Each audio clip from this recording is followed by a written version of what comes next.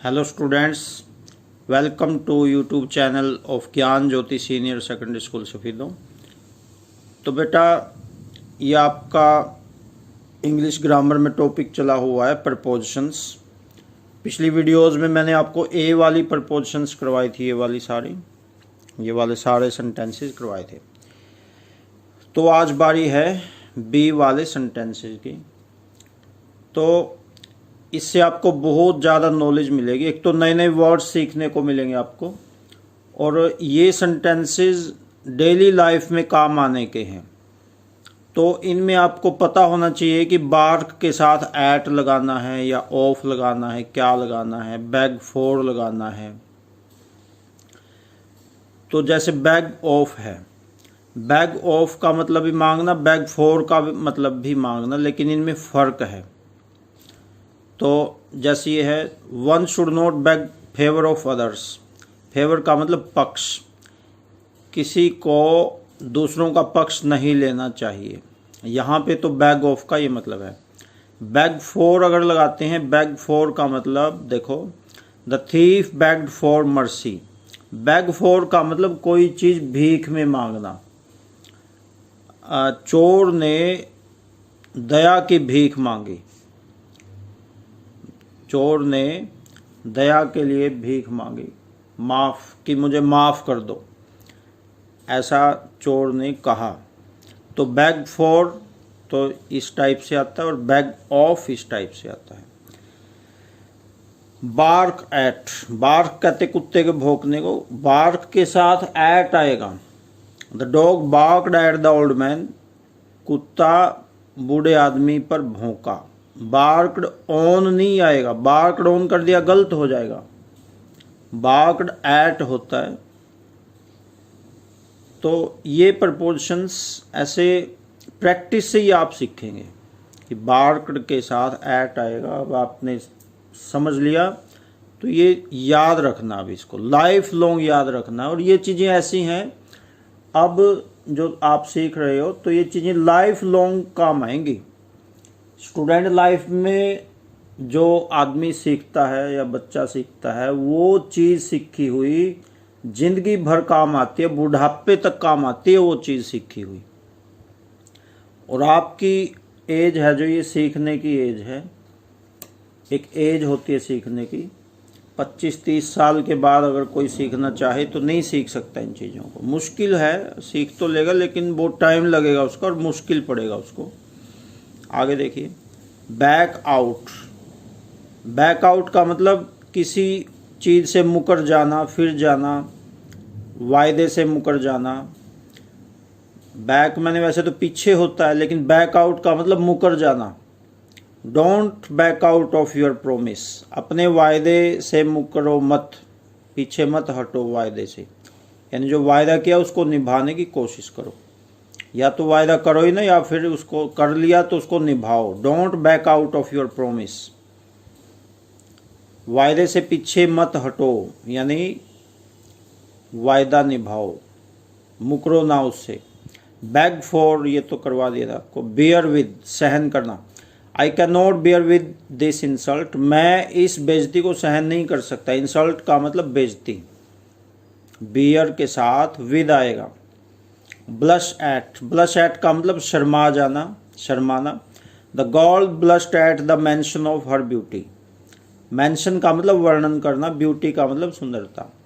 लड़की उसकी सुंदरता का वर्णन करने पर शर्मा आ गई। बिलोंग टू, बिलोंग के साथ टू आता है। He belongs to a poor family. Belong to का मतलब संबंध रखना, वह एक गरीब परिवार से संबंध रखता है। He belongs to a noble family, वह नेक, नोबल फैमिली का मतलब नेक परिवार से संबंध रखता है। इस टाइप से बिलोंग के साथ टू आता है। बेंट ऑन, बेंट ऑन का मतलब किसी चीज़ को ना छोड़ना, उसी चीज़ को करते रहना बार बार। तुला होना, यानी कोई चीज़, कोई काम बार बार करते रहना, उसको बेंट ऑन कहते हैं। जैसे Ram is bent on mischief, Ram शरारत पे ही तुला हुआ है, यानी बार बार शरारत कर रहा है, समझाने से नहीं माना। मिस्चीफ का मतलब शरारत। ब्लाइंड इन, अब देखो बेटा ब्लाइंड के साथ इन भी आ सकता है, टू भी आ सकता है, तो लेकिन अलग अलग मीनिंग होगा। इन जब ब्लाइंड के साथ इन लगाएंगे उसका यूज अलग है, टू लगाएंगे उसका यूज अलग है। ऐसा नहीं है कि कहीं भी इन लगा दो कहीं भी टू लगा दो। He is blind in one eye, किसी की अगर एक आंख खराब है तो कहेंगे कि उसकी एक आंख खराब है। इज ब्लाइंड इन वन आई, दोनों आंखें खराब हैं तो कहेंगे ही is blind in both eyes, ऐसे कहेंगे। और दूसरा है ब्लाइंड टू का मतलब ध्यान ना देना, ध्यान न देना। ब्लाइंड इन का मतलब तो आंख खराब होना, ब्लाइंड टू का मतलब ध्यान ना देना। He is blind to his defects, defect का मतलब कमी, कमजोरी। वह अपनी कमियों के प्रति ब्लाइंड है, यानी ध्यान नहीं देता, अपनी कमियों पर वो ध्यान नहीं देता है। तो ये है, जैसे ये भी कह देते ब्लाइंड फेथ। ब्लाइंड फेथ का मतलब बहुत ज़्यादा विश्वास, यानी अंधा होकर विश्वास कर लेना, इसका मतलब बहुत ज़्यादा अंधविश्वास कर लेना। बिवेयर ऑफ, बिवेयर के साथ ऑफ, बिवेयर ऑफ का मतलब सावधान। Beware of pick pockets, pick pockets होते जेब कतरे। ये कई जगह भीड़ भाड़ वाले एरियाज में, जैसे मेट्रो में या बसेज में, ट्रेन्स में आपको लिखा हुआ मिलता है कि जेब कतरों से सावधान रहो, बिवेयर ऑफ पिक पॉकेट्स। ये भीड़ भाड़ वाली जगह पे लिखा हुआ मिलता है। किसी चीज़ से सावधान होने को कहा जाए तो बिवेयर ऑफ आता है, beware of. Bound for, bound for का मतलब ये है कि कोई चीज़ कहीं के जाने के बंधन में हो तो उसको बाउंड फॉर कहते हैं। This train is bound for Mumbai, यानी यह ट्रेन मुंबई जाएगी। कोई बस कहीं पे जानी है, दिस बस इज़ बाउंड फॉर मनाली, यानी यह बस मनाली जाएगी। तो यानी वो ट्रेन बंधी हुई है मुंबई जाने के लिए और कहीं नहीं जाएगी, फिक्स है वो मुंबई ही जाएगी, मुंबई के लिए बंधन में है वो। तो बाउंड फॉर, कोई ट्रेन कहीं जानी हो, ऐसे नहीं कहेंगे this train is going to Mumbai, ऐसे नहीं कहेंगे, ऐसे कहेंगे this train is bound for Mumbai. तो ग्रामर में यही तो आप सीखते हैं, ग्रामर में सही एग्जैक्ट भाषा कैसे बोलनी है वो सीखते हैं।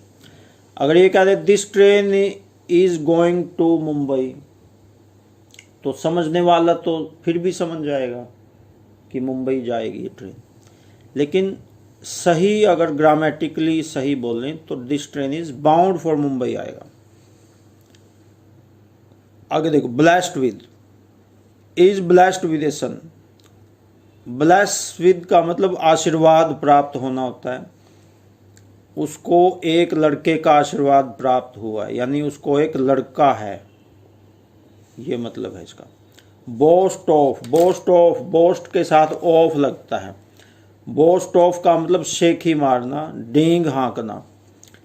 He boasted of his knowledge, वह अपने ज्ञान की शेखी मारता था, यानी मुझे तो ये पता है, मुझे तो ये चीज़ मालूम है, मुझे तो 50 ऐसे आते हैं इंग्लिश में, मुझे तो ये भी आता है वो भी आता है, ऐसे। या कई लोग अपने घर के बारे में ही शेखी मारते हैं कि हमारे एक किले में है ना 80 मन गेहूँ पैदा हुआ है, 80 मन, ऐसे शेखी मारते हैं कई लोग। तो उसको बोस्ट ऑफ कहते हैं। He boasted of his knowledge. Believe in, believe in विश्वास रखना। आई बिलीव इन गॉड, मैं भगवान में विश्वास, परमात्मा में विश्वास रखता हूँ। बोर्न टू, अब देखो बेटा बोर्न के साथ 3 प्रपोजिशंस आ सकती हैं, टू, ऑफ और इन। लेकिन ये जो प्रपोजिशन है ये उस वर्ब के मीनिंग को चेंज कर देती हैं। बोर्न के साथ टू लगाएंगे तो देखो इसका मीनिंग क्या है। बोर्न के साथ ऑफ लगाएंगे अलग मीनिंग पाओगे, बोर्न के साथ इन लगाओगे तो अलग मीनिंग पाओगे। तो born के साथ to लगाएंगे। देखो a son was born to her last night, यानी उसके यहाँ पिछली रात एक लड़का पैदा हुआ, was born to her। और born of का मतलब किसी अमीर परिवार में पैदा हुआ वो। Pandit Nehru was born of rich parents, अमीर माँ बाप के यहाँ पैदा हुआ था पंडित नेहरू। तो born of का मतलब ये है। इन का मतलब देखो, he was born in a rich family, वह अमीर परिवार में पैदा हुआ था। तो इसलिए मैं कहता हूँ कि यहाँ पे सेंटेंसेस से ही आप सीखोगे कि कहाँ पे क्या लगाना है। नियम इनमें ज़्यादा कामयाब नहीं है, प्रपोजिशंस में रूल्स इतने कामयाब नहीं है, इसलिए मैंने आपको रूल्स तो करवाए ही नहीं इनके। अलग हैं थोड़े बहुत रूल्स, लेकिन प्रपोजिशंस की बजाय आप ये इससे सेंटेंसेस से ज़्यादा सीखोगे।